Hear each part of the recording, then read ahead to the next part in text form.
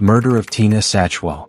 For more than 6 years, he grieved in public, he searched for his missing lover, the whole world mourned with him, his interviews were filled with emotion, and everyone sympathized with a fragile soul who lost the dearest companion to his soul.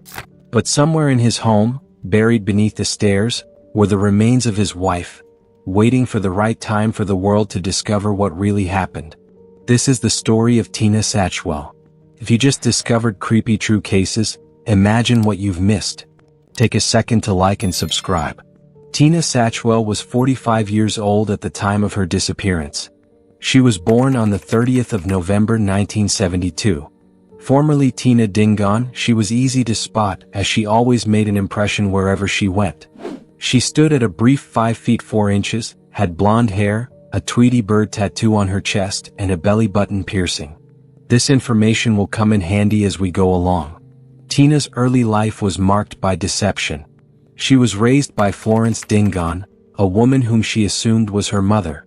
But when she was old enough, she searched for her birth certificate, and discovered that Florence Dingon was actually her grandmother, and her biological mother was Mary Collins, a woman she grew up believing to be her sister. While this information cut deep, Tina continued to refer to Florence as her mother. Tina loved animals. She owned 2 dogs, Ruby and Heidi, as well as a parrot, Valentine.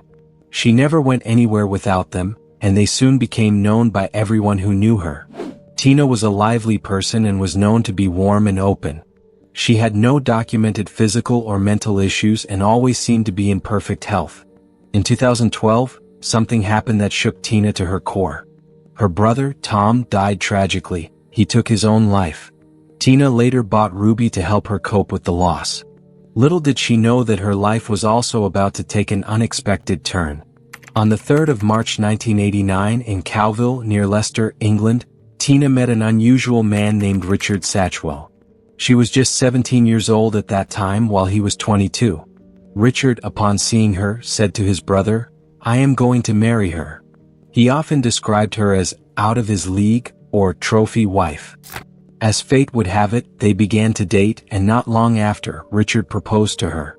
They tied the knot on the 30th of November 1991, in Oldham, England, a day that also happened to be Tina's 20th birthday. What seemed like happily ever after came with great sacrifice. Richard's family was strongly anti-Irish, and he was given a choice: your family or the woman you love. He chose Tina, and that destroyed his relationship with his family. None of them attended their wedding. It seemed like the perfect story where true love prevailed, but over time, that isolation led to a darker path. Richard was a lorry driver. He didn't keep many friends or have many hobbies. All he had was Tina. He was obsessed with her in every way. He often called her his beautiful Irish rose. He knew everything about her, every date, every detail, every measurement. He was a devoted husband in every way possible. However, there was a side that no one knew, a side that spawned from the fixation. He became possessive and controlling, a testimony later provided by Lorraine Howard, Tina's half-sister. Richard had a problem with most of Tina's friends and would make her cut people off from her life. Her network of friends became smaller and smaller. He demanded to know where she was at all times and who she was with. Tina began to lose herself. She once told Lorraine that she felt caged and couldn't leave because no matter where she went, he would find her.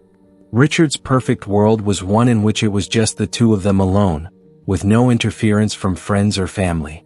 In 2016, the Satchwells moved from Fermoy, County Cork, to a new home at 3 Grattan Street in Youghal. This created distance between Tina and her friends and family, as well as a community where she had built a business and a name. This move didn't just isolate them. It also wrecked them financially. They began to struggle.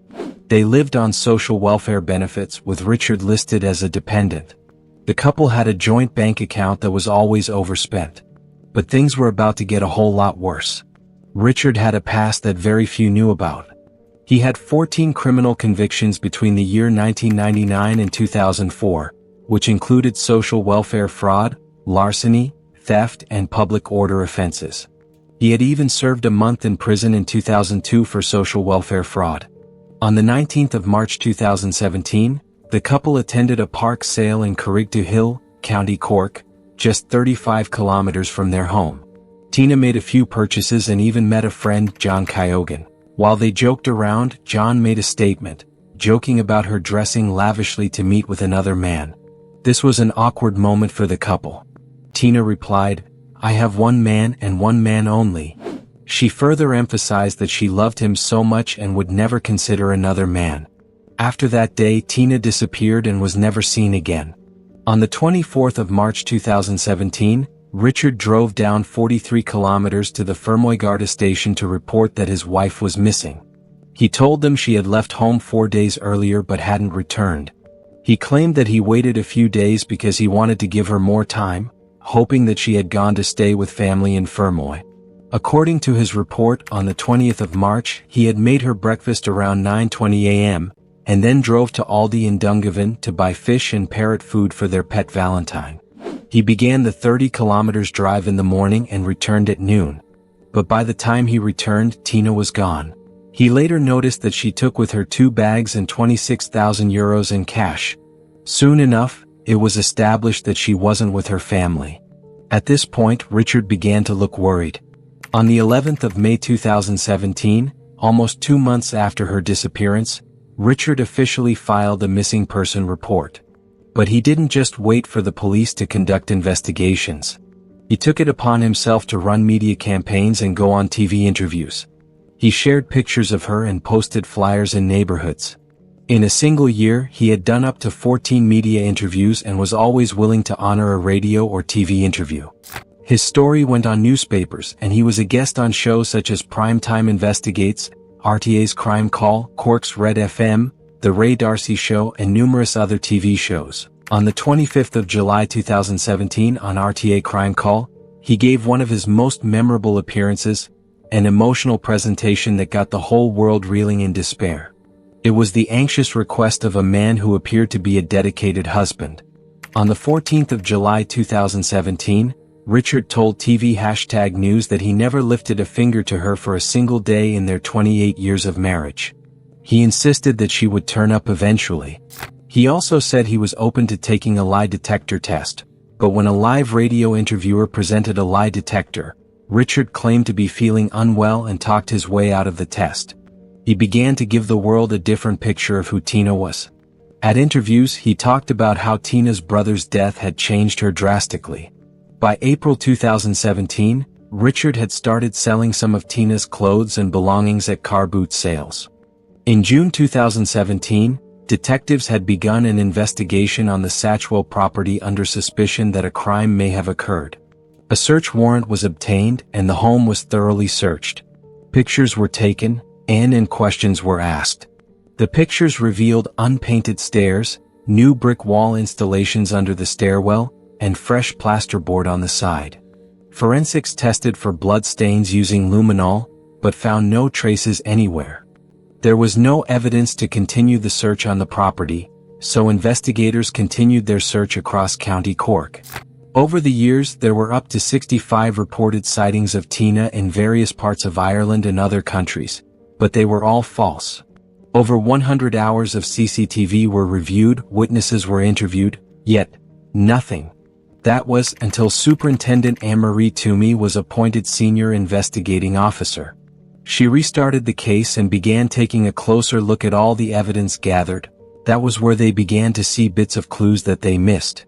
Richard's laptop had been seized since 2017 and left unexamined. But in late 2021, detectives discovered something unusual. 4 days after Tina's disappearance, precisely on the 24th of March 2017, Richard had searched for quicklime, a substance used in construction known to expedite decomposition and suppress odors in mass burials. The second major clue was a CCTV video which captured Richard going to collect social welfare on the 20th of March in Youghal, but his earlier report said he had done so in Dungan. There were also major contradictions about his movements as his mobile location data was analyzed. The structural changes photographed at the Satchwell's home were also another red flag. On the 10th of October 2023, investigators arrived at 3 Grattan Street with contractors, excavators, cadaver dogs, and a forensic team to do an invasive search on the property. The excavation took 2 days. On the 12th of October 2023 at exactly 11:30 a.m., the remains of a woman were exhumed under the staircase, carefully buried under bricks. The remains bore the same tattoo marks and physical features as Tina. Richard was arrested and charged with murder. On the 13th of October, dental records revealed that the corpse buried under the staircase was indeed Tina Satchwell. After 2,396 days, Tina Satchwell was eventually found, but not as everyone had expected. And her killer was the same man who had been on TV and the media pleading emotionally for her return. After the body was discovered, Richard's story changed. He confessed to the murder, saying that they were having a quarrel and suddenly she attacked him with a chisel, and he defended himself by strangling her until she was unresponsive. Richard was tried in April 2025 at the Central Criminal Court, Dublin. It lasted up to 23 days. Up to 50 witnesses were called upon to testify. Richard pleaded not guilty to the murder of Tina Satchwell. However, the evidence was damning. The biggest giveaway was the quicklime search and the phone location data, which showed that Richard was dishonest about his movements. After hours of deliberation, the jury finally decided. Richard was found guilty and sentenced to life imprisonment. Did Richard get an appropriate sentence for his crime? Let us know in the comments. Be sure to like, subscribe, and turn on notifications. Thanks for watching.